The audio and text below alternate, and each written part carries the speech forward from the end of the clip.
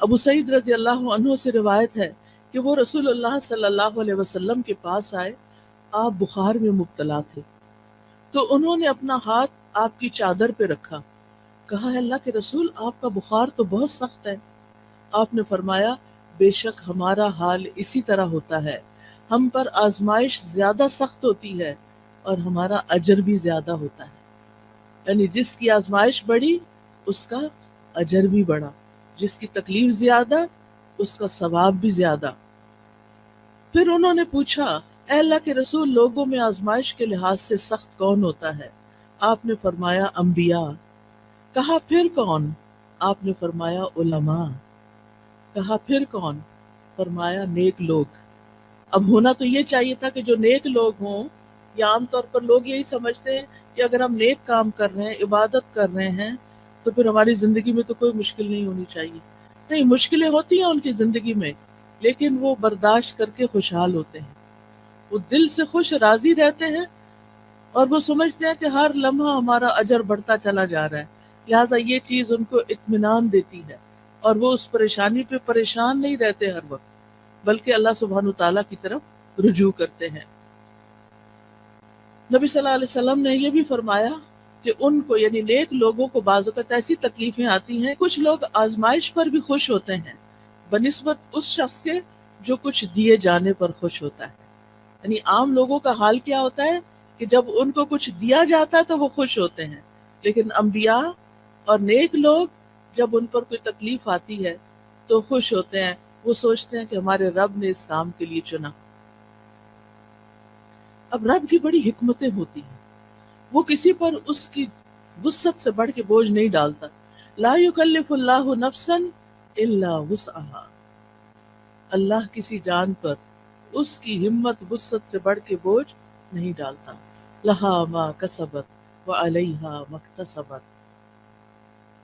مومن یہی دعا کرتا رہتا ہے ربنا لا تؤاخذنا ان نسینا او اخطانا ربنا ولا تحمل علینا كما حملته على الذين من قبلنا ربنا ولا تحملنا ما لا طاقة لنا به۔ یعنی جب ان کو تکلیف آتی ہے تو وہ سوچتے ہیں کہ اگر یہ تکلیف ہمارے گناہوں کی وجہ سے ہے، تو کہ دعائیں کرتے ہیں یا اللہ تو ہمیں پکڑنا، ہمیں نہ پکڑنا، اگر ہم بھول گئے یا ہم نے کوئی غلطی کر لی ہے تو اس پر ہماری پکڑ نہ کر، اللہ ہم پہ وہ بوجھ نہ ڈال جو ہم سے پہلے لوگوں پہ ڈالے گئے، اللہ ہمیں وہ بوجھ نہ اٹھوا جس کے اٹھانے کی ہم میں طاقت نہیں، جس کی ہم ہمت نہیں رکھتے، یا اللہ اس تکلیف کو اتنا نہ بڑھا دینا کہ ہم اسے برداشت نہ کر سکیں۔ لہٰذا وہ اللہ تعالیٰ کی طرف رجوع کرتے رہتے ہیں اور کہتے ہیں وَلَا تُحَمِّلْنَا مَا لَا طَاقَةَ لَنَا بِهِ وَاعْفُ عَنَّا، ہمیں معاف کر دیجئے، وَاغْفِرْ لَنَا، ہمیں بخش دیجئے، وَارْحَمْنَا، ہم پہ رحم فرمائیے، یا حی یا قیوم برحمتک استغیث۔ مومن پہ جب تکلیف آتی ہے، آزمائش آتی ہے، تو وہ اللہ کی رحمت پکارتا ہے، اللہ کی رحمت کے لیے دعائیں کرتا ہے، وَارْحَمْنَا أَنْتَ مَوْلَانَا، تو ہی ہمارا والی وارث ہے، تو ہی ہمارا مولا ہے، فَانْصُرْنَا عَلَى الْقَوْمِ الْكَافِرِينَ، ہمیں کافر قوم کے مقابلے میں مدد عطا فرما، ہم تیری مدد کے محتاج ہیں۔ اور اس میں آپ دیکھیے کہ اس قوم میں سب سے پہلے تو ابلیس آتا ہے، شیطان آتا ہے، جو وسوسے ڈال ڈال کے اللہ سے بدگمان کرتا ہے، تو یا اللہ ہمیں اس کے مقابلے میں طاقتور کر دے، تو ہماری مدد فرما، ہم پر رحم فرما۔ پھر اسی طرح ہم دیکھتے ہیں کہ نبی صلی اللہ علیہ وسلم ہر طرح کی تکلیفوں سے آزمائے گئے، یتیم پیدا ہوئے، ماں بھی فوت ہو گئی چھوٹی عمر میں، پھر دادا فوت ہو گئے، پھر چچا مددگار تھے عین مصیبت کے سال، وہ بھی فوت ہو گئے، بیوی بڑی غمگسار تھی حضرت خدیجہ، وہ بھی فوت ہو گئی، پھر وطن سے پیار ہوتا ہے، حالات اتنے تنگ ہو گئے، آزمائشیں اتنی بڑی، 3 سال تو ایک گھاٹی میں گزارنے پڑے جہاں کچھ کھانے پینے کو نہیں تھا، اور پھر بالآخر مکہ چھوڑنا پڑا، چھوڑتے ہوئے کہا ہے مکہ تو مجھے سب سے پیارا ہے، اگر تیرے رہنے والے مجھے یہاں سے نہ نکالتے میں کبھی نہ جاتا یہاں سے۔ پھر ایک نئی جگہ پر گئے، وہاں جا کر جنگیں مسلط ہوگی، ایک کے بعد ایک سال جنگ آ رہی ہے، جان مال ہر چیز کو خطرہ، خوف، پریشانی، بیماری، کون سی تکلیف تھی جو رسول اللہ صلی اللہ علیہ وسلم پر نہیں آئی؟ پھر آپ کے بیٹے بھی فوت ہو گئے، پھر حضرت ابراہیم جو چھوٹے تھے وہ پیدا ہوئے ماریہ قبطیہ سے، اور ان کی وفات پر آپ رو دیے، آپ کی آنکھوں سے آنسو گر رہے تھے۔ صحابہ بڑے حیران ہوئے کہ آپ بھی روتے ہیں۔ آپ نے فرمایا ان العین تدمع والقلب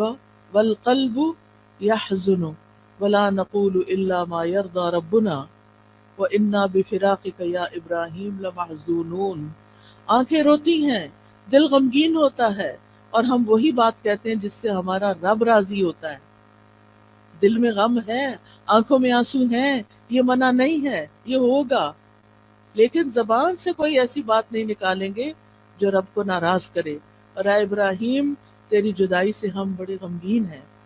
یہ تو ہمیں چھوڑ گیا ہے، ہمیں غم ہے۔ سوال یہ پیدا ہوتا ہے کہ یہ تکلیفیں آتی کیوں ہیں، کیا مقصد ہے ان کا؟ تو سب سے پہلی بات تو یہ کہ اللہ تعالیٰ ہمارا امتحان لیتے ہیں، امتحان میں جو کامیاب ہو جاتا ہے اس کے درجے بلند ہو جاتے ہیں، اور جو فیل ہو جاتا ہے وہ نیچے چلا جاتا ہے۔ تو یہ انسان کو بلند درجے دینے کے لیے آتی ہیں۔ حدیث میں آتا ہے بے شک بندے کے لیے جب اللہ سبحانہ تعالیٰ کے ہاں ایک مقام مرتبہ مقدر ہو چکا ہوتا ہے، یعنی اس کو وہ بلند مقام دینا ہے، لیکن وہ بندہ اپنے اعمال کی بنا پر اس تک نہیں پہنچ سکتا، یعنی عمل اس کے کم ہے، درجہ اللہ کے ہاں بڑا لکھا ہوا ہے کہ اس کو یہاں تک پہنچنا ہے، تو اللہ تعالیٰ اسے اس کے اپنے جسم میں یا مال میں یا اولاد کی آزمائش میں ڈال دیتا ہے، کیونکہ اللہ نے اس کو بلند درجہ دینا ہوتا ہے۔ اب انسان سوچتا ہے کہ اور لوگ تو مزے سے جی رہے ہیں، ان کو تو کوئی تکلیف نہیں، وہ تو آرام سے چل لیتے ہیں، مجھے ہی کیوں تکلیف ہے، سب کی اولاد اتنی صحت مند ہے، میرا بچہ کیوں بیمار ہے، سب کے شوہر اتنے اچھے سلوک کرتے ہیں، میرا شوہر مجھے کیوں نہیں پوچھتا۔ یہ دراصل آپ کا امتحان ہے، آپ اس تکلیف سے گزر رہی ہیں، یہ اللہ سبحانہ تعالیٰ کے ہاں آپ کے درجے بلند کر رہی ہے اگر آپ صبر کر رہے ہیں۔ اور پھر یہ کہ جب اللہ تعالیٰ تکلیف دیتا ہے تو جن کے درجے بلند ہوتے ہیں ان کو اللہ تعالیٰ صبر کی توفیق بھی دے دیتا ہے، حتیٰ کہ وہ اس مقام تک جا پہنچتا ہے انسان جو اللہ کی طرف سے اس کے لیے پہلے سے مقدر ہوتا ہے۔